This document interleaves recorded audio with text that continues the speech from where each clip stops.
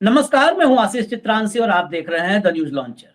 Hot topic with Hemant Atri. Control room, फटाफट पहले हेमंत जी को जोड़ लीजिए। स्वागत है हेमंत भाई आपका। Thank you. जरा चलते हैं, आज डोनाल्ड ट्रंप की चर्चा और हिसाब किताब बहुत जरूरी है। डोनाल्ड ट्रंप दुनिया के ताऊ बनने की कोशिश में लगे हुए थे, लेकिन ताऊ जी को बड़ा झटका लगा है। और आज जो झटका हम चर्चा करने जा रहे हैं, ये तो अभी ट्रेलर है। फिल्म 6 मार्च को, 3 तारीख है, 6 मार्च को फिल्म रिलीज होगी। 26 लाख की सेना तैयार है और अब ये स्वयंभू ताऊ से आर पार के मूड में है। इसी पर आज चर्चा करेंगे। मैं पहले थोड़ी सी आपको भूमिका बता देता हूं। जेलेंस्की को अपमानित किया बिठा करके, हालांकि गोदी मीडिया के जरिए यही प्रचारित कर रहे हैं कि उन्होंने अपमानित किया, लेकिन जेलेंस्की पहले राष्ट्राध्यक्ष बने, मेरी नजर में निजी तौर पर पहले राष्ट्राध्यक्ष जिन्होंने व्हाइट हाउस में घुस करके डोनाल्ड ट्रंप की ऐसी की तैसी कर दी। थोड़ा सा भाषाओं की मर्यादा को अगर लागू, थोड़ा सा लागता हूं, तो अगर मैं सीधा कहूं कि ट्रंप को व्हाइट हाउस में नंगा कर दिया, तो वो शख्स जेलेंस्की है। वहां से लौट आए, उन्होंने कहा कि चिकन बना था, नहीं खिलाए, कोई बात नहीं, चिकन नहीं खिलाए। ब्रिटेन पहुंचे तो स्टारमर ने गले लगा के बाहर आके स्वागत किया। पूरा ईयू, यूरोपीय यूनियन साथ खड़ा हो गया। पोलैंड एक छोटा सा 3-3.25 करोड़ आबादी वाला देश है। हालांकि इसकी, पोलैंड के बारे में जब वालसाय आप ये नाम सुनते हैं तो समझेंगे ये वालसाय बहुत महत्वपूर्ण है। वालसाय की संधि जब विश्व इतिहास पढ़ेंगे तो उसमें आती है। पोलैंड के राष्ट्राध्यक्ष वो भी डोनाल्ड है। डोनाल्ड ट्रंप, सामने डोनाल्ड टस्क। ये टस्क, यहां पे ट्रंप और मस्क दोनों हैं, ये टस्क है। Trump plus Musk equal to Tusk. कर दिया इलाज। थोड़ा सा मैं भी मोदी वाला आज ले आया ज्ञान अपने भीतर कि Trump plus Musk equal to Tusk. तो कर दिया इलाज। क्या बोला टस्क ने, डोनाल्ड टस्क ने कहा कि 50 करोड़ की आबादी, 50 करोड़ की आबादी 14 करोड़ से बचने के लिए 30 करोड़ के सामने हाथ जोड़ के खड़ी है। ये कौन सा लॉजिक? यूरोपियन यूनियन जो है, यूरोपियन कंट्रीज, उनकी आबादी 50 करोड़ है, रूस 14 करोड़ है और अमेरिका 30 करोड़ है। यूरोप के देश 50 करोड़ वाले के देश, वो 30 करोड़ आबादी वाले अमेरिका के सामने 14 करोड़ वाले रूस से बचने के लिए हाथ क्यों जोड़े? अब बात आबादी पर थी तो आप नहीं समझ पाएंगे। इससे बेहतर समझने के लिए आप ताकत पर आइए। यूरोपियन यूनियन जो है, इसके देशों की कुल सैन्य क्षमता 26 लाख है। अमेरिका की 13 लाख है और रूस की 11 लाख है। 26 लाख की सेना 11 लाख की सेना से बचने के लिए 13 लाख की सेना के सामने हाथ जोड़े खड़ी है। बहुत पते की बात कही। इसके बाद असली खेल शुरू हुआ। का चुप साध ही रहा बलवाना। हनुमान जी को भी उनकी शक्ति याद दिलाई गई थी। तो जब ये टस्क ने शक्ति याद दिलाई, तो यूरोपियन यूनियन की जो प्रमुख हैं, वॉन डेर लेयन, अभी आई थी, भारत भी आई थी, मोदी जी ने खूब फोटो सेशन करवाया था। उन्होंने जो बात कही उस पर गौर कीजिएगा। तुरंत दोबारा हथियार बंद होने की जरूरत है यूरोप के देशों को। रक्षा खर्च बढ़ाने की जरूरत है यूरोपियन देशों को, यूरोप के देशों को। रक्षा खर्च तत्काल बढ़ाना होगा। रक्षा का जो प्रोडक्शन है, डिफेंस प्रोडक्शन, उसको तत्काल बढ़ाना होगा और तत्काल हमें हथियार बंद होने की जरूरत है। दोबारा जो बीच में हमने छोड़ दिया था अस्त्र, दोबारा हथियार बंद होने की जरूरत है। तो ये 26 लाख की सेना तैयार है। जिस नाटो में अमेरिका बैठ के दादागिरी कर रहा है, क्या उस नाटो से कान पकड़ के बाहर फेंक दिया जाएगा? अमेरिका पर जो हर व्यक्ति जाता है कि अमेरिका के सामने जाकर के कि हमारे सुरक्षा की गारंटी लीजिए साहबा, क्या उस अमेरिका को ही असुरक्षा के घेरे में खड़ा कर देगा नाटो? ये गंभीर सवाल हैं। चलते हैं अब सीधा हेमंत भाई के पास। हेमंत भाई, ये 26 लाख की सेना और नाटो, क्या डोनाल्ड ट्रंप गए थे ताऊ बनने, और क्या बन के लौटे हैं? अब आप ही बताइए, क्या बन के लौटे हैं? आशीष भाई नमस्कार, आपको, दर्शक साथियों को। देखिए, आज आपके अंदर मोदी जी की आत्मा आई हुई है, मुझे बड़ा खतरा लग रहा है आपको, लेकिन उसमें एक थोड़ी संतुष्टि की बात यह है कि आपने जो शब्दों का जोड़ा, Donald Trump plus Musk is equal to Donald Tusk, ये ज्यादा मीनिंगफुल है। ये जबरदस्ती की वो नहीं लगती जो मोदी जी करते हैं ना, कहीं से उठा करके कुछ भी, उस टाइप का नहीं है। तो इसके लिए तो साधुवाद है आपको, लेकिन इसको सीमित रखिएगा, जो ज्यादा हो गया तो फिर गड़बड़ हो जाएगी हम सबके लिए। हाँ, नहीं नहीं, तो फिर मेरा स्कोप बढ़ जाएगा। नहीं, फिर हम कुछ दिन आपको बस यही चाय चाहते हैं। बेचना होगा, फिर चाय कुछ दिन बेचना होगा, बाकी जी जी जी, देखिए, बहुत गंभीर विषय छेड़ा है आपने on a serious note. Basically क्या है कि डोनाल्ड ट्रंप ने जो कुछ पिछले कुछ दिनों में किया है, और यूरोप ने जिस तरीके से उसका जवाब दिया है लंदन समिट के जरिए, एक बात तो बड़ी स्पष्ट हो गई कि जो नाटो है 1949 में बना था, अप्रैल 1949 में, और आज 76 सालों के बाद उसमें पहली बार अमेरिका से अलग होने के स्वर बुलंद होने लगे हैं, बहुत ही मीनिंगफुल तरीके से। हवा हवाई नहीं, बहुत ही मीनिंगफुल और प्लान्ड तरीके से।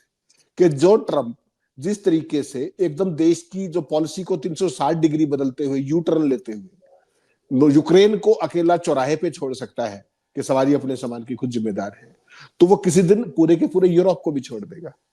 फिर कहां जाएंगे? तो बेहतर ये है कि अभी से सजग हो जाओ। जो डोनाल्ड टस्क ने कहा है वो बहुत ही गंभीर बात कही है, बहुत गहरी बात कही है, और बहुत लॉजिकल बात कही है। दर्शक साथियों के लिए बता दूं, जो ये नाटो ऑर्गेनाइजेशन बना था, ये बेसिकली 1949 में बना था। इसमें 30 यूरोप के देश हैं और 2 नॉर्थ अमेरिकन देश हैं। ट्रंप की जो पिछली जो पारी थी राष्ट्रपति के तौर पर, वो तब भी रह रहे करके नाटो को निशाना बनाते थे, यूरोप को निशाना बनाते थे कि वो मुफ्त में अपनी सुरक्षा करा रहे हैं और खर्चा नहीं देते। नाटो का सारा खर्चा अमेरिका को भुगतना पड़ता है, जबकि ऐसा नहीं है, सारे के सारे खर्चा देते हैं। ट्रंप की उम्मीदों से कम देते होंगे, ये हो सकता है। तो लेकिन अब जिस तरीके की सेल्फ रियलाइजेशन हुआ है, उसकी केवल एक बानगी देखिए। कुछ बहुत ही बेहतरीन तथ्य आपने बताए, लेकिन उसमें मैं कुछ और वैल्यू एडिशन करना चाहता हूं। नाटो के अंदर कुल 32 ही देश है, जैसा मैंने कहा, 30 यूरोपियन और 2 नॉर्थ उसके अमेरिका के। अब जो ट्रंप ने जो जेलेंस्की के साथ किया, उसके बाद दुनिया में एक ऐतिहासिक घटनाक्रम हुआ। दर्शकों के लिए बताऊं कि जो लंदन समिट हुआ, उसमें 44 देशों ने भागीदारी की, 44 कंट्रीज। तो ये ऐतिहासिक है इन ऑल टर्म्स, और खासतौर पे किसके खिलाफ स्टैंड लेने के लिए? दुनिया के डॉन के खिलाफ, दुनिया के कथित सुपरमैन के खिलाफ, दुनिया के स्वघोषित सरपंच के खिलाफ। 44 देशों ने उसमें शिरकत की, 24 नेता खुद समिट में आए। 44 में से 24 देशों के नेता खुद समिट में आए, सर्वोच्च नेता, और जो बाकी 20 थे वो इंटरनेट के जरिए जुड़े। और सबके अंदर एक खास तरह की बेचैनी देखी गई। सब ने एक स्वर में यूक्रेन की मदद करने का भरोसा दिया। ये अलग बात है कि वो मदद सीमित ही हो सकती है। और फिलहाल जब आज की बात हम करें, तो यूरोप ट्रंप के खिलाफ सीधा खड़ा होने की, कि सीधे सीधे चुनौती दे, उस स्थिति में भी नहीं है। ये हकीकत की बात है। लेकिन यूरोप अमेरिका को और ट्रंप को, जैसा आपने कहा, आइसोलेट करने की स्थिति में बिल्कुल है कि वो अकेले रह जाए। और ये 44 देशों का गठबंधन, ये बहुत कुछ कह रहा है। ये बहुत बड़ी घटना है दुनिया की, छोटी घटना नहीं है। ठीक है, जेलेंस्की ने बाइडेन की बातों में आके अपना देश बर्बाद करवा दिया, सब तबाही करवा दी, सारी बात ठीक है, लेकिन उन्होंने पूरी दुनिया के अंदर एक नए जो वर्ल्ड ऑर्डर था, उसकी भी कहीं ना कहीं नींव रखवा दी है इस लंदन समिट के जरिए। ये बात आपको माननी पड़ेगी। और नाटो के अंदर जो बेचैनी देखी गई, जिस तरीके के तथ्यों से आपने बताया, ये डोनाल्ड टस्क ने बिल्कुल इसी भाषा में कहा। 50 करोड़ का 50 करोड़ का यूरोप, 11 करोड़ वाला सुरक्षा मांग रहा है। ये क्या मतलब हुआ? बहुत बड़ी बात है। जैसे हिंदुस्तान हमेशा खतरे में रहता है ना, हिंदुस्तान में जब भी मोदी आते हैं या बीजेपी आती है तो हिंदू खतरे में आ जाता है। हाँ, तो ट्रंप ने अब यूक्रेन के बहाने पूरे एक तरीके से यूरोप को खतरे में डाल दिया था, अपनी यू टर्न लेकर के। वरना कभी ऐसा नहीं होता आशीष भाई कि देश के अंदर सरकार बदले और आपकी जो कूटनीति हो एक रात में बदल जाए। ऐसा कभी नहीं होता। बाइडेन ने ही फंसाया था जेलेंस्की को, ओबामा ने उसकी शुरुआत की थी कि किसी तरीके से इसको लाया जाए नजदीक। अगर इतिहास में आप जाएंगे, आपने बहुत आज महत्वपूर्ण सार्थक चर्चा आप कर रहे हैं, इसलिए दर्शक साथियों के लिए बताऊं, 1991 में जब रूस का विघटन हुआ था ना, तो 15 देश बन गए थे रशिया के अंदर, उनमें से एक यूक्रेन भी था। उस समय गोरबाचोव और तत्कालीन अमेरिकन प्रेसिडेंट के बीच में एक अंडरस्टैंडिंग बनी थी कि हम यूरोप को, जो नाटो है, उसका एक्सटेंशन रशिया की तरफ नहीं करेंगे। ये सब सहमति थी उनकी। उसके बावजूद बाइडेन ने, पहले ओबामा ने और फिर बाइडेन ने, ये जो कॉमेडियन जेलेंस्की है इसको फुसला करके, इसलिए मैं कहता हूं कि देश का नेता पढ़ा लिखा होना चाहिए, कॉमेडियन नहीं होना चाहिए, कुपड़ नहीं होना चाहिए, विद्वान होना चाहिए। चाणक्य भी कह के गए हैं, नीति का विशेषज्ञ होना चाहिए। उस व्यक्ति ने इनकी बातों में आकर के नाटो में जाने की जिद करके बाइडेन ने उसको ज्यादा बार बार इंस्टिगेट किया, प्रॉप अप किया, और जिसके कारण रशिया ने उस पर हमला किया। अगर वो ये नहीं करता जेलेंस्की, तो यूक्रेन बहुत शांति से बहुत समृद्ध देश था और रशिया से उसको अरबों डॉलर हर साल मिलते थे, हर साल। और जो उसके रशिया से जो नेचुरल गैस का एक्सपोर्ट होता है उसकी ट्रांजिट फीस मिलती थी करोड़ों डॉलर में। लेकिन वो सारा बाइडेन की बातों में आके देश भी नष्ट करा दिया, वो सारा से परमानेंट रशिया से दुश्मनी कर ली, और अब सुरक्षा की गारंटी मांगते फिर रहे। देश के 50% खनिज भी देने को तैयार है, आधा हिस्सा गंवा दिया अपने रशिया को। तो क्या मिला? लेकिन पूरी दुनिया को बहुत कुछ मिलने जा रहा है इससे। क्या जो अमेरिका की दादागिरी है, वन वे दादागिरी, वो किसी की सुनते ही नहीं, जो मर्जी आए, हम इतने आपके ये लेंगे, हम आपको सुरक्षा की गारंटी देंगे, आपकी छीनी हुई जमीन भी वापस दिलाएंगे। ऐसे कभी सदियां होती है क्या? और ट्रंप इस बात के पारंगत है। 20 जनवरी को राष्ट्रपति बने थे, अब तक 5 राष्ट्राध्यक्षों को जलील कर चुके हैं। कहां से शुरुआत की थी? जॉर्डन के किंग अब्दुल्ला से। क्या कहा उनको बुला करके कि फिलिस्तीन के जितने भी नागरिक हैं, लाखों नागरिक, उनको आप अपने देश में बसाइए और मिस्र भी बसाएगा। मैंने बोल दिया, तुम खुदा हो यार। वो अपने देश का सारा सत्यानाश करा लेंगे बाहर के लोगों को ला करके। तो वहां तो अब्दुल्ला नहीं बोले, लेकिन जैसे ही वो बाहर निकले उन्होंने ट्वीट किया कि we outrightly reject Trump's proposal on फिलिस्तीन। हो गई, बराबर हो गया ट्रंप की नेतागिरी। आगे चलिए, मोदी जी को व्हाइट हाउस के अंदर जो उन्होंने खरी खरी सुनाई, और मोदी बिल्कुल एक शब्द का जवाब नहीं दे पाए। टेररिज्म, ये वो, ब्रिक्स, जिस तरीके का अहंकार और वन वे कम्युनिकेशन था, और उसके बाद बांग्लादेश में जिस तरीके से मोदी खिल्ली उड़ाई कि although the question is for him, I will reply to this, what is this is unbecoming of an state head जो उन्होंने किया। लेकिन उसके बाद मोदी कुछ नहीं बोले, आगे चल पड़िए। ये मोदी के साथ किया, 24 फरवरी को मैक्रो के साथ कर दिया, मैक्रो ने उनको करेक्ट कर दिया वहीं पर, सारी दुनिया ने देखा। उसके बाद 27 फरवरी को स्टॉर्मर को कर दिया, ब्रिटिश प्राइम मिनिस्टर को। क्या कहा आप सोच सकते हैं? 2 मित्र देश, अमेरिका का सबसे पुराना एलाई कोई है तो ब्रिटेन, उनको क्या बोले, क्या कहा उसको? और एक कैमरे के सामने कि क्या आप रशिया से अकेले लड़ लेंगे, मुकाबला कर लोगे अकेले? तो ये डिमीन करना होता है। बराबर के 2 राष्ट्राध्यक्ष, किसी को डिमीन, जलील कर रहे हो आप अगर हिंदी में कहें तो, छोड़ दीजिए उसको। उसके बाद रही से कसर 28 फरवरी को पूरी दुनिया ने जैसे देख ली कि ट्रंप का जो कुछ भी था वो उतार के रख दिया वहीं पे और उठ के चले आए वहां से। ये काम जेलेंस्की ने कर दिया। तो ट्रंप ने अपने कारनामों से, अपने बड़बोलेपन से, अपनी हेकड़ी से, और उसकी ध्वंस करने की जो आदत है, धमकी देने की जो आदत है, उससे अमेरिका को बिल्कुल आइसोलेट करके खड़ा कर दिया है। जो सारी दादागिरी निकाल दी जेलेंस्की ने, इससे पता लगता है कि एक कॉमेडियन भी दुनिया के सरपंच की क्या कर सकता है। ये पूरी दुनिया ने देख लिया। उसने अपना देश बर्बाद कर दिया, जो भी कर दिया, लेकिन उसने पूरी दुनिया को एक नया ध्रुव दिखाया कि ऐसे भी दुनिया चल सकती है। उससे भूमिका बन गई। नाटो के टूटने के ये पहले संकेत है। एक चीज मान के चलिएगा, जो नाटो के 30 देश है ना, उनमें से कोई भी भिखमंगा देश नहीं है, माफ कीजिएगा, और हाई एंड टेक्नोलॉजी के एक्सपर्ट्स है, वो चैंपियन है। जेट इंजन से लेकर के, मिसाइलों से लेकर के, एयरक्राफ्ट से लेके, जो मोदी वो क्या कबाड़ बेच रहे थे F-35 हिंदुस्तान को, और इंडिया राफेल किससे ले रहा था? फ्रांस से। उनके पास एक से एक हाई एंड टेक्नोलॉजी है, एक से एक बढ़िया जेट इंजन है, वो किसी के भरोसे नहीं है। लेकिन समस्या क्या हो गई, जो उनको आईना दिखाया ना, जैसे आप कई बार कहते हो धार्मिक भाषा में, कि डोनाल्ड टस्क ने उनके हनुमान को हनुमान की ताकत याद दिलाई कि हम कौन हैं। हम 26 लाख की सेना है, हम हाई एंड टेक्नोलॉजी के एक्सपर्ट हैं, हम रशिया को तो क्या, हम किसी का भी मुकाबला करने को तैयार है। तो रशिया, जो यूरोपियन यूनियन है, अपनी ताकत को पहचाने। तो वो आज की तारीख में अमेरिका के सामने सीधा खड़े होने की स्थिति में नहीं हो बेशक, लेकिन ट्रंप की जो बदतमीजियां हैं, परसों फिर कह दिया कि अब मैं यूरोप के ऊपर भी 25% टैरिफ लगाऊंगा, बताइए आप। तो रह करके कनाडा का इलाज कर दिया, 25% लगा दिया 4 तारीख से। उधर कई बार कोलंबिया का कर दिया। नहीं, कई बार चाइना तो ऐसे 20% कर चुका। इलाज करते करते इलाज हो जाता है। अब हमारे किसी वाले का तो हो गया। आपने, आप हमारे वाले तो नाम ही मत लीजिए। हमारे वाले का नाम, अगर आप हमारे वाले को किसी ने परसों बोल दिया था कि का चुप साधे रहा बलवाना, तो हमारे वाले को लगा कि अच्छा, मैं भी असीमित शक्तिशाली हूं, तो जा करके वहां पर गिर में बाघों के एशियाटिक टाइगर्स के लायंस के सामने खड़ा हो गया। तो हमारे वाले को अगर आप शक्ति याद दिलाएंगे तो जिम कार्बेट में चला जाएगा, हमारा वाला गिर में चला जाएगा, कहेगा देखो एशियाटिक टाइगर के मैं फोटो खींच लेता हूं, इतना हिम्मती हूं।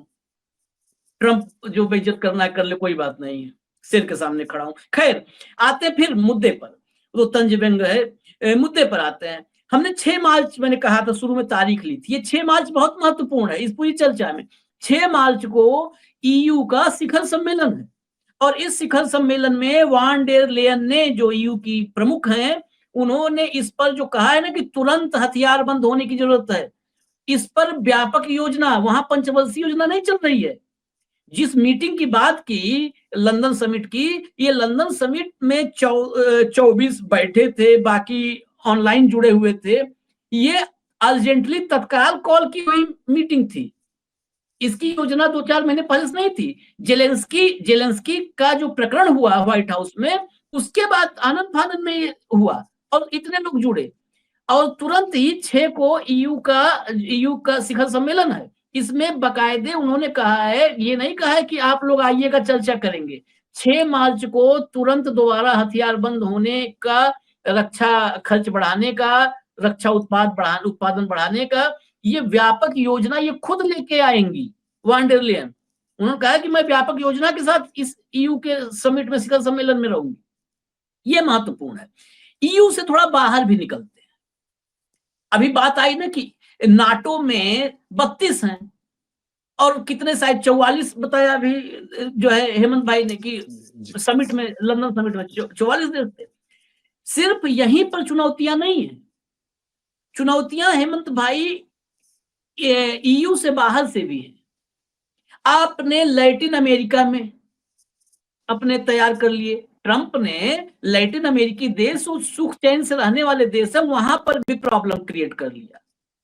नॉर्थ अमेरिका में, जिसके साथ स्थलीय सीमाएं जुड़ी हुई हैं अमेरिका की, ऊपर कनाडा, नीचे मेक्सिको, दोनों से पंगा ले लिया है।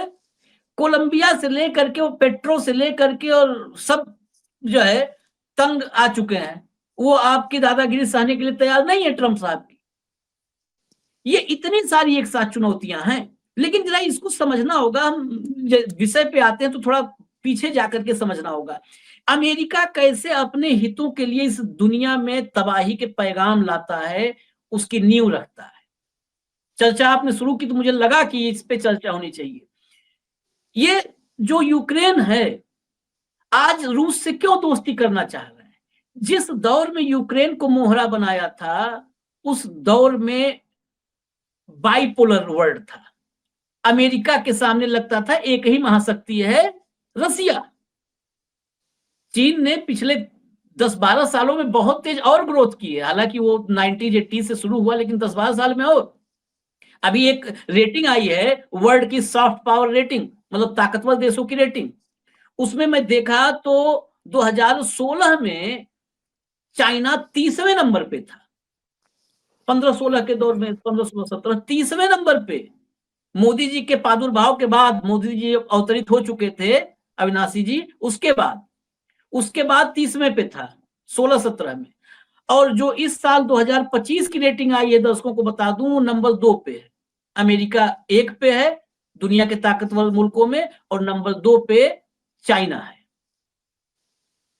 देखते देखते हम 5 ट्रिलियन के यहाँ तारीख पे तारीख बढ़ती रही, वो 2 नंबर पे खड़ा है, 30 नंबर से 2 नंबर पे, और हम 30 नंबर पे हो गए। पिछले साल 29 पे थे, इस बार 30 पे हैं। तेजी से ताकत बढ़ रही है हमारी। खैर, ये इसलिए हम उस पर जाना चाह रहे थे। दरअसल उस बाइपोलर वर्ल्ड में नाटो के जरिए, नाटो का लालच देके नाटो में लाएंगे, रूस की सरहद तक पहुंचना चाहता था अमेरिका। पहला तो खनिज का लालच, वो दुनिया का व्यापारी सबसे बड़ा है, तो खनिज का लालच। दूसरा, रूस की सीमा पर खड़ा होना चाहता था। जैसे वो हर जगह एक उसके लिए सामरिक केंद्र चाहिए, तो वो चाहता था। अब मामला पलट गया है। अब रसिया नहीं चुनौती है, अब रसिया तो साइड रोल में आ गया, करेक्टर रोल में, जो चरित्र अभिनेता होते हैं फिल्मों में। अब करेक्टर असली है चाइना, उसके सपोर्ट में रसिया नजर आ रहा है, और चाइना के सपोर्ट में जो पीछे रसिया खड़ा है, उस रसिया को तोड़ो, चीन से शायद दूर हो जाएगा। हालांकि ये सब खुशफहमी है, चीन से शायद दूर हो जाएगा रसिया। यूक्रेन की कीमत पर, एक देश की तबाही की कीमत पर हम रूस को जीत लेंगे, रूस का दिल जीत लेंगे, पुतिन को का दिल जीत लेंगे। ये दरअसल मैं समझ पाता हूं मोटा मोटी, तो उस यूक्रेन को झोंक दिया, जाओ खत्म एक देश, कोई दिक्कत नहीं है। ट्रंप साहब की चुनौती उत्तर अमेरिका से लेके, नॉर्थ अमेरिका से लेके लैटिन अमेरिका तक और चाइना तक, रसिया तक, ईयू तक। अब मैं पूरे भूमंडल को जरा देखते हैं दूर से थोड़ा दृष्टि। इस स्थिति में फाइनली ये सुपर पावर, या जो आपने कहा वर्ल्ड ऑर्डर, ये कहां पर अब आपको नजर आ रहा है? नहीं देखिए आशीष भाई, ओवरनाइट तो ये नहीं होगा, लेकिन ये निश्चित मान के चलिए, जैसा आपने कहा, इसकी भूमिका बन गई है और बहुत इफेक्टिव भूमिका बन गई है। और नाटो के देशों के जो आत्मसम्मान को जिस तरीके से ललकारा है ना, उनको तो भिखमंगे घोषित करने पे तुला हुआ है ट्रंप, कि तुम अपना खर्चा नहीं देते, आप ये नहीं करते, वो ये इस तरह की बातें कौन करता है। लेकिन चलो, उन्होंने इसको चुनौती के तौर पे ले लिया। और जो यूरोप के 30 देश हैं, उनमें से कोई भी गया बीता नहीं है। उन सब के पास बहुत रिसोर्सेज हैं, हाई एंड टेक्नोलॉजी में बहुत एक्सपर्ट्स हैं, मोस्ट ऑफ देम। और यूरोप अपने आप में आत्मनिर्भर होने का एक रास्ता इन्होंने दिखा दिया। एक बात तो ये है। दूसरा, बिल्कुल आपने ठीक कहा कि कहीं कनाडा से लेकर के और मैक्सिको तक किसी को नहीं बख्शा। आपको एक इंटरेस्टिंग बात बताता हूं, आप चौंक जाएंगे और सारे दर्शक भी चौंक जाएंगे। अभी जब ट्रूडो जब मिलने गए थे राष्ट्रपति बनने के बाद और उससे पहले, तो ये उनको 51वां स्टेट का गवर्नर बता रहे थे।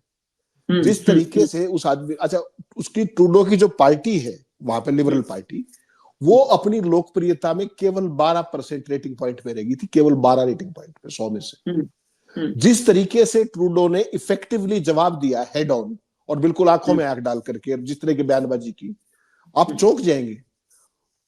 10 दिन के अंदर उनकी जो पॉपुलरिटी रेटिंग है पार्टी की, लिबरल पार्टी की, वो 12 से बढ़कर 38% हो गई। यानी कि कनाडा में अमेरिका के खिलाफ इतना जबरदस्त गुस्सा है, राष्ट्रवाद की लहर चल पड़ी है। और ट्रूडो जैसा, वो भी एक कॉमेडियन ही मान लो, जेलेंस्की की तरह कॉमेडियन ही है वो, तो ऑफिशियल कॉमेडियन नहीं है, लेकिन उसकी हरकतें सारी कॉमेडियन वाली है। तो जो 12% पे आ गया था, उसकी पॉपुलरिटी दोबारा पार्टी की 38% चली गई। और जो कंजर्वेटिव पार्टी थी, वो वापस फिर दूसरे नंबर पर 36% पे रह गई। तो ट्रंप की हरकतों के कारण वो जो कुछ कर रहे हैं ना, जिस व्यक्ति को आपने, हेड ऑफ स्टेट को, प्रधानमंत्री को आप गवर्नर कह रहे थे अमेरिका के 51वें राज्य का, उसको आपने एक दोबारा से एक संजीवनी बूटी दे दी, दोबारा रिवाइवल की, उसको भी और उसकी पार्टी को भी। यही काम वो सबके साथ कर रहे हैं। आपने अच्छा किया, आपने दुनिया का जिक्र कर दिया। अब मैं दुनिया से हटके वापस अमेरिका चल पड़ता हूं एक बार। अमेरिका की 12 स्टेट्स, हमने एक बार पहले भी चर्चा की थी इस पे, 12 स्टेट्स जो ट्रंप की नीति है उसके खिलाफ कोर्ट में जा चुकी है। पता है आपको इस बात का? हाँ। और उनमें से दो स्टेट्स के गवर्नर रिपब्लिकन पार्टी के, ट्रंप की पार्टी के, उन्हीं की नीतियों के खिलाफ कोर्ट में। और वहां की कोर्ट्स कैसी होती है वो आपको पता है। तो कुल मिलाकर के ट्रंप ना केवल दुनिया में, बल्कि अमेरिका के अंदर भी एक खास तरह की आइसोलेशन का शिकार हो जाएंगे अगर उनकी यही हरकतें रही तो। वो ठीक है, मागा ग्रुप, फला ग्रुप, ये ग्रुप, वो जो हिंदुस्तान में भक्तों की हालत है ना, भीख मांगने वाली, 82 करोड़ जो अनाज खा रहे हैं 5 किलो और फिर जय जय जय करते हैं, वहां के जो मागा हैं वो भी उसी टाइप के हैं, ये मान के चलिएगा। और जब आप टैरिफ ठोकोगे किसी देश से आने वाले सामान पर, तो महंगाई कौन भुगतेगा भाई, ये बताएंगे आप जरा? महंगाई तो देश में बढ़ेगी।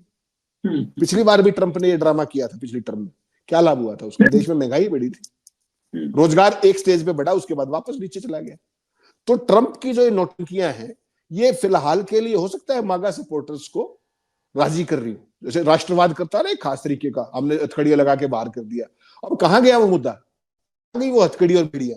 मैं आपको उस दिन भी कहा था कि इतना आसान नहीं है ये ऑप्टिक्स क्रिएट करनी थी, एक फोटो सेशन करना था, हिंदुस्तान को जलील करना था, और किसी के साथ तो नहीं कर पाएगी। किसी और देश के नागरिक की हथकड़ी और बेड़िया किसी ने एक्सेप्ट किया उसको? तो ट्रंप की पोल अपने आप खुल जाएगी। सवाल ये है, आपने बहुत अच्छा ये कहा कि यूरोप को ये गोल्डन चांस है कि वो ट्रंप की बेड़ियों से बाहर आ जाए, आत्मनिर्भर हो जाए। हालांकि दुर्भाग्य इस बात का होगा कि दुनिया में हथियारों की ओर फिर शुरू होगी, इसमें तो देखिए कोई शक नहीं। लेकिन हर देश को, हर व्यक्ति को आत्मरक्षा का अधिकार तो है, ये तो आप मानेंगे। तो कैसा सीन होगा जब अभी तक तो नाटो को तोड़ने की बात ट्रंप करते थे, और ये सीन क्या सोचते हो आपके जब नाटो ये कहते कि आप अपना चलिए, अपना काम कीजिए, अमेरिका की क्या रह जाएगी थानेदारी? पूरे नाटो कंट्रीज के अंदर उसके सैन्य अड्डे हैं, तमाम तरह की सैन्य फैसिलिटीज हैं। जब वो कहेंगे कि आप चलिए यहां से, फिर आपकी चौधर दादागिरी धौंस और आपका डॉन फिर कहां जाएगा? ये जो चीज है, ये ट्रंप को अब भारी पड़ने वाली है। उन्होंने हर एक देश के अहंकार को चुनौती दे दी है। और यूरोप जो है वो एक डेवलप्ड एरिया है, पूरे का पूरा डेवलप्ड रीजन है, और वो ट्रंप की बदतमीजी एक स्टेज से आगे नहीं झेलेंगे। आज हो सकता है वो मजबूर हो किन्हीं कारणों से, लेकिन जब एक उनको देखिए क्या करना है, उनका जो मान लीजिए जीडीपी का खर्चा है डिफेंस का, किसी का 0.82% है, किसी का 1.1% है, कुछ नहीं करना, उनको केवल 2% करना है। अमेरिका देखता रह जाएगा, ये ध्यान रखिएगा। अमेरिका के पल्ले कुछ नहीं बचेगा। चौधरी इसलिए तो है, कोई चौधर आपकी मान रहा है, आपके झंडे के नीचे है। जिस दिन उसने आपका झंडा उतार के फेंक दिया, फिर आप क्या हो, घूमते रहिए। तो जब आपने कहा ना, कुछ फैक्ट्स और ले आता हूं, जब आपने बात कही तो कुछ फैक्ट और।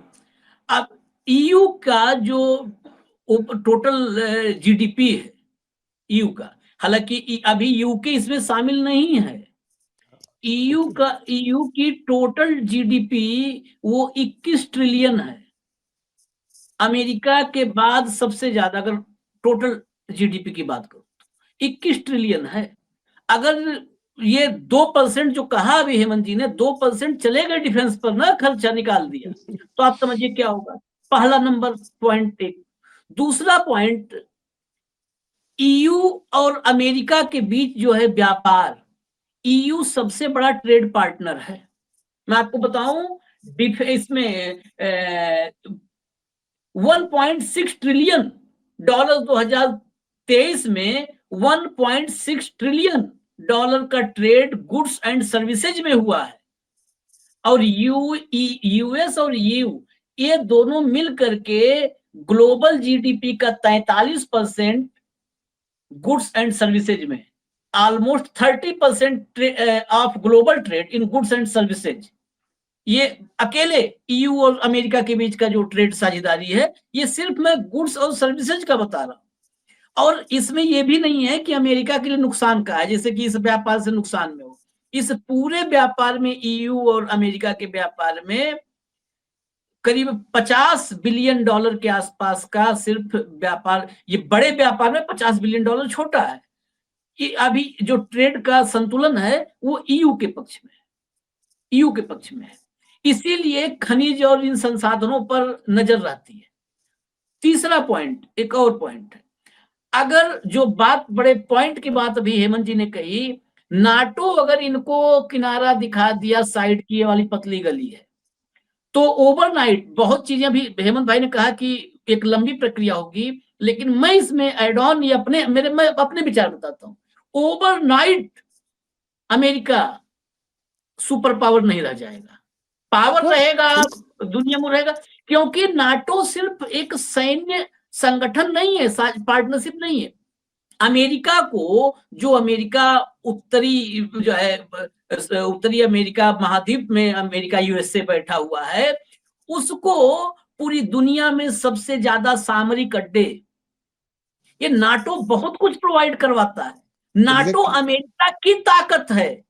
अमेरिका को ये लगने लगा कि मैं नाटो की ताकत हूं ना, नाटो अमेरिका की ताकत है। ये गलतफहमी हो जाती है कई बार। यही गलतफहमी, और ट्रंप और मोदी जैसे लोग ये गलतफहमियों में ही जिंदगी गुजार देते हैं। बड़े बहुत जबरदस्त बात अभी आई, उन्होंने कहा अभी आपने हेमंत भाई कि 10% से 38% पॉपुलैरिटी पहुंच गई, क्योंकि ट्रंप को उसी के अंदाज में जवाब दिया था। लेकिन एक भारत है, विचित्र है, यहां पर मोदी जी बेइज्जत होके आते हैं, तो यहां पर कोई पीओटर नाम का आ जाएगा एजेंसी, पीओटर, वो पीओटर कहेगा अमेरिका से लौटने के बाद मोदी जी की लोकप्रियता का ग्राफ 12% बढ़ा है। तो ये मुल्क का फर्क है। कनाडा में वो जवाब दे के आए तो 10% से 38% लोकप्रियता बढ़ गई। यहाँ मोदी जो कुछ करके आते हैं, सुन के आए, सुना के आए, यहाँ लोकप्रियता बढ़ती ही रहती है। ऐसे चलता है ग्राफ, ऐसे रहता है, ऐसे भी नहीं होता है, सीधा ऐसे खड़ा रहता है ग्राफ, ऊपर के जाता है आसमान में छेद करने। फाइनल कमेंट, डोनाल्ड ट्रंप अब आगे क्या, किसको बेइज्जत करेंगे? या अमेरिका में एक सवाल आखिरी मैं इसलिए कर रहा हूं, कहीं ऐसा तो नहीं होगा, क्योंकि अमेरिका जिसको दोबारा कर रहे हैं ग्रेट अगेन, मागा मेक अमेरिका ग्रेट अगेन, वो अमेरिका अपने इतिहास में जो उसका संक्षिप्त इतिहास जो है इस दौर में है, संक्षिप्त इसलिए कहता हूं कि उसका इतिहास जो है, जो हम लोग गौरवशाली इतिहास पढ़ते हैं, वो पिछले 300 साल 250 साल का पढ़ते हैं। तो उस पूरे 250-300 साल से वो गौरवशाली है, ग्रेट है। क्या उसकी ग्रेटनेस पर ये इतना बड़ा आघात प्रहार करवा रहे हैं इनके खिलाफ अमेरिका में ही? कहीं ऐसा तो नहीं कि आंदोलन हो जाएगा अमेरिकन इनके खिलाफ, मागा वाले ही मग्गा लेकर के, बाल्टी मग्गा जैसे होता है ना, मग्गा लेकर उतर जाए रोड पर कि अब चलो नहाओ निकलो। आशीष भाई देखिए, इसमें एक चीज तो ये कहा आपने बिल्कुल सही कि जो भूमिका है उसकी बन चुकी है। जैसा मैंने कहा, 12 राज्य ऑलरेडी ट्रंप की नीतियों के खिलाफ ऑलरेडी 2 कोर्ट हो चुके हैं, अदालतों में जा चुके हैं, और ये सिलसिला रुकने वाला नहीं है। इनकी जिस तरह की विम्स और फैंसीज है ट्रंप की, जिस तरीके की जिद, अड़ियल रवैया, बड़बोलापन, हर चीज में फोटो ऑप्टिक्स, वो तमाम जो चीजें करते हैं बिना सोचे समझे, वो सारी चीजें अमेरिका के लिए आत्मघाती होने जा रही है। एक बात तो ये, आप मुझे एक बात है, आप दुनिया के थानेदार थे, आपने कहा कि फिलिस्तीन को खाली करा के वहां हम तो ये बनाएंगे टूरिस्ट प्लेस। मिस्र ने मना कर दिया, जॉर्डन ने मना कर दिया, अब क्या करेंगे आप? तो आप फ्लॉप हुए कि नहीं हुए? वहां पर अंधभक्त तो बहुत है, देखिए ट्रंप के अंधभक्त बहुत है, लेकिन वो हिंदुस्तान जैसे अंधभक्त नहीं कि जो मुझे और आपको गालियां देते हैं मोदी की नीतियों के लिए। भूखे वो मर रहे हैं, नीतियां मोदी की हैं, ट्रोलिंग मेरी आपकी करते हैं, तो कोई बात नहीं, हमें मंजूर है।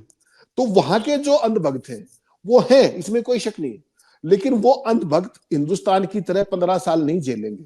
जैसे ही उन नीतियों की हीट उन तक आएगी, अमेरिका में आप मान के चलिए हजारों लोग आज भी सड़कों पर हैं ट्रंप की नीतियों के खिलाफ, और वो बड़े मुखर होकर करते हैं। हिंदुस्तान की तरह नहीं है कि आपके ऊपर देशद्रोह का केस लग जाएगा, राष्ट्रद्रोह का केस चल जाएगा, 3-3 साल जमानत नहीं मिलेगी, ऐसा कुछ नहीं है वहां पर।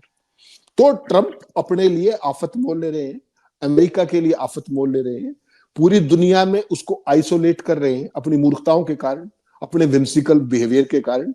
और देखिए, यूक्रेन के राष्ट्रपति के साथ जो किया, भारत के प्रधानमंत्री के साथ जो किया, जॉर्डन के किंग के साथ किया, ये सारी चीजें पूरी दुनिया के वर्ल्ड लीडर्स ने देखी, और सबने जेलेंस्की का स्टाइल भी देखा।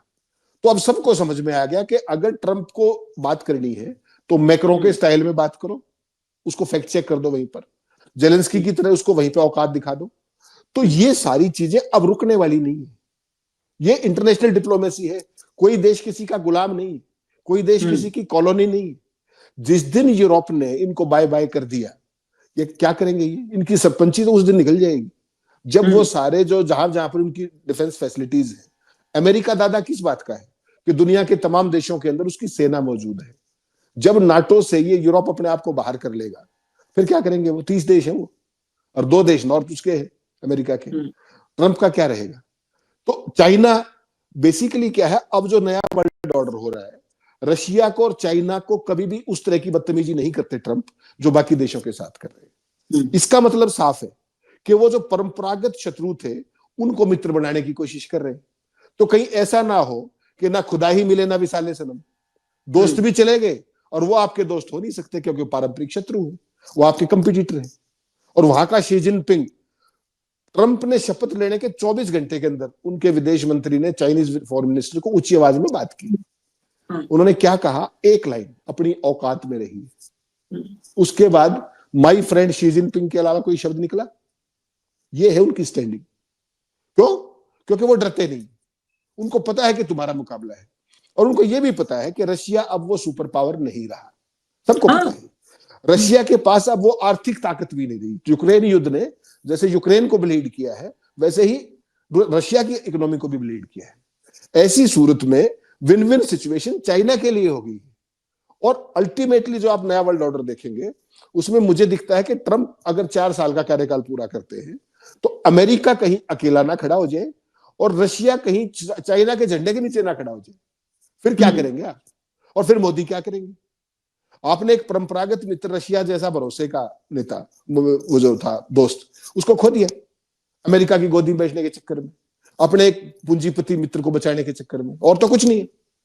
अब हिंदुस्तान ने जो साख कमाई थी 1947 से लेकर के आज तक, एक गुटनिरपेक्ष देश की, और सबके साथ बढ़िया मित्रता थी, आज केवल उनके चक्कर में, ट्रंप की ये दोस्ती के चक्कर में आज हिंदुस्तान की डिप्लोमेसी कहां खड़ी हुई है? देख लीजिए आप, अपने पड़ोसियों के साथ देख लीजिए आप, सारे के सारे चाइना की गोदी में जा चुके हैं। हिंदुस्तान भी आइसोलेट पड़ा हुआ है। श्रीलंका जैसा देश भी, नेपाल जैसा देश भी, नेपाल के साथ भारत का सीमा विवाद हो गया है, सोचिए आप, सोच के देखिए आप। बांग्लादेश आपको बॉर्डर पे फेंसिंग नहीं करने देता, सोच के देखिए। चाइना और पाकिस्तान के साथ ऑलरेडी आपका है।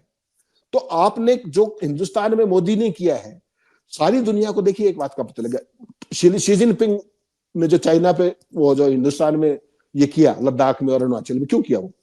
उसको ये बहुत अच्छे से पता है कि ये जो फर्जी 56 इंची है वो कभी इस बात को स्वीकार ही नहीं करेगा कि हमारे यहाँ एग्रेशन हो गया। और वही बात सच साबित कर दी मोदी ने जब ये कहा, ना कोई आया ना कोई घुसा, स्वीकार ही नहीं किया। समझ लीजिए, दुनिया के जो एडवांस देशों के जो लोग हैं वो नेताओं की मानसिकता भी समझते हैं। तो आज पूरी दुनिया, जिस तरीके से चाइना ने मोदी की मानसिकता समझ के जो सारा खेल कर दिया, वैसे ही पूरी दुनिया के जो पढ़े लिखे नेता हैं यूरोप के, बाकी देशों के, वो ट्रंप की मानसिकता को समझ रहे हैं कि ये बड़बोला है, ये फिजूल आदमी है, ये अहंकारी है। तो उसको उसी की मांद में जाकर के चुनौती देने की हिम्मत एक कॉमेडियन ने दे दी, जेलेंस्की ने। तब पूरी दुनिया में ट्रंप का यही जुलूस निकलेगा, ये मान के चलिएगा।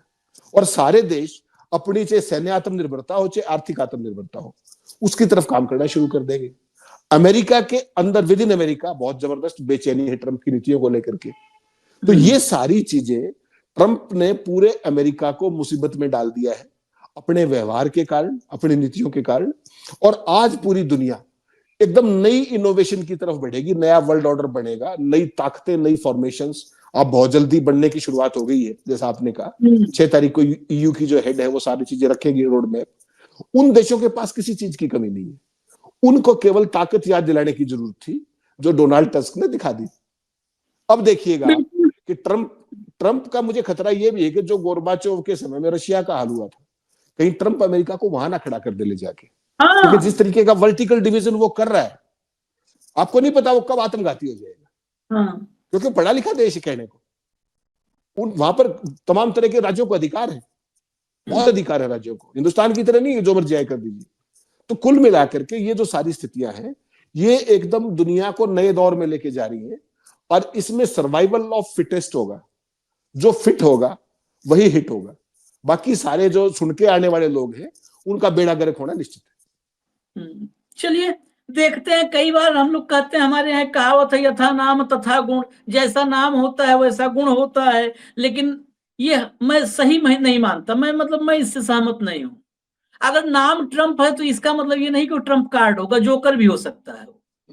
यही साबित अमेरिका में हो रहा है कि नाम ट्रंप है, सब सोचा अमेरिका वालों ने कि ट्रंप कार्ड हमने चुना है, ट्रंप कार्ड निकलेगा पूरी दुनिया में डंका बजा देगा, और निकला जोकर, पूरी दुनिया में जगह हसाई करवा दिया है। इजाजत दीजिए, कल फिर मिलेंगे हेमंत अत्री जी के साथ हॉट टॉपिक विद हेमंत अत्री। नमस्कार।